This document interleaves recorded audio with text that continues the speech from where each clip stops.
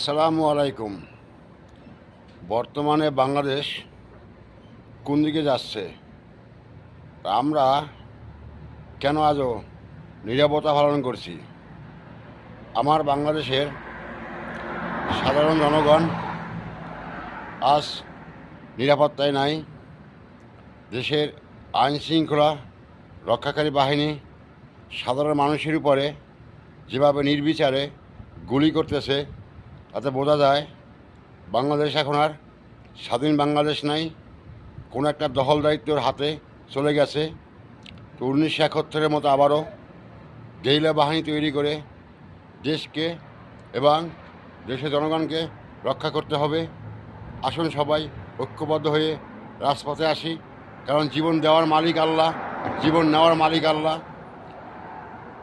অবশ্য দেশের জন্য জীবন দিলে, দেশের জন্য কাজ করলে ইনশাআল্লাহ আল্লাহ ওই জান্নাতে আপনাকে আমাকে স্থান দেবে ইনশাআল্লাহ।